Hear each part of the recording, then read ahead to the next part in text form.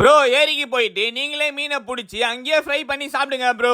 சாப்பிட்ருவோம். ஆனால் எனக்கு அவ்வளோ மீன் பிடிக்க தெரியாது, உங்களோச பிடிக்கிறேன் வாங்க.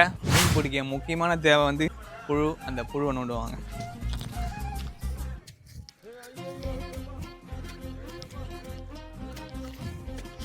புழு, மண்புழு.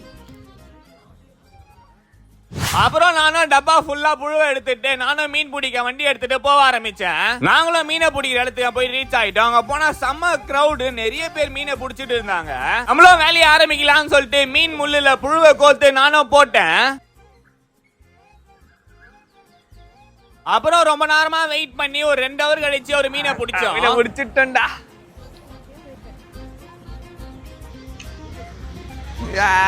ஜிலேபி வெற்றிகரமா. மீனே பிடிக்க தெரியாது, ஆனால் மீன் பிடிச்சிட்டேன். நம்ம ஃப்ரை பண்ணுவோம். கஷ்டப்பட்டு மீனை பிடிச்சிட்டோம். 1 2 3 4 5 மீனை பிடிச்சிட்டோம். இப்போ போயிட்டு நம்ம உட்காந்து ஃப்ரை பண்ணி சாப்பிட வேண்டியதான். நம்ம வந்து இதுல தான் மீன் ஃப்ரை செஞ்சு சாப்பிட போகிறோம். நம்ம ஏரி பக்கத்தில் அடுப்பு செட்டிங் எங்கன்னா போட்டு மீன் ஃப்ரை செஞ்சு சாப்பிடுவோம். வாங்க, பயங்கரமாக இருக்கும், போகலாம்.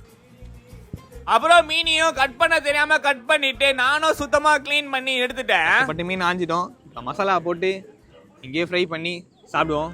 நாங்கள் இப்போ மசாலா போட்டுருவோம். நம்ம வந்து தட்டு எடுத்துகிட்டு வரல, தவா மட்டும் தான் எடுத்துகிட்டு வந்தோம். மசாலா அதில் போட்டு தரல, அதனால் தவாவில் வச்சு மசாலா போட்டுருவோம். நல்லா கழுவிடணும் அந்த மீனை, இருந்தால் ஸ்மெல்லு பயங்கரமாக வரும். மீன் ஃப்ரை மசாலா போடுவோம்.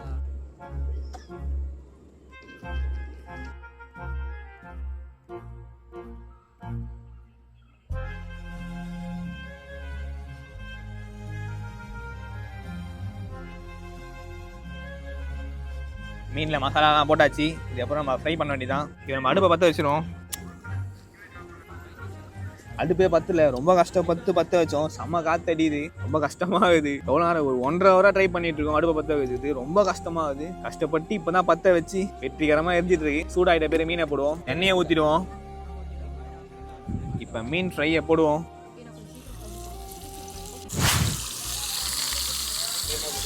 அதான் ஃப்ரை ஆகிட்டு இருக்கு. ஒரு மீன் பேலன்ஸ் இருக்கு. கம கம கமன்னு இல்லை, ஃபோக்கஸ் ஸ்மெல் தான் வருது.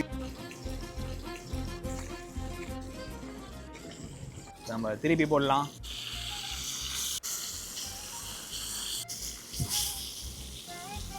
மீன் ஃப்ரை பக்கம் ரெடி ஆயிடுச்சு.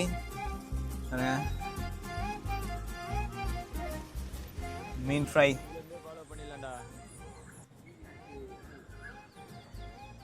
ஈவினிங் ஒரு 3 மணிக்கு வந்து ரெடி பண்ண ஆரம்பித்தோம்.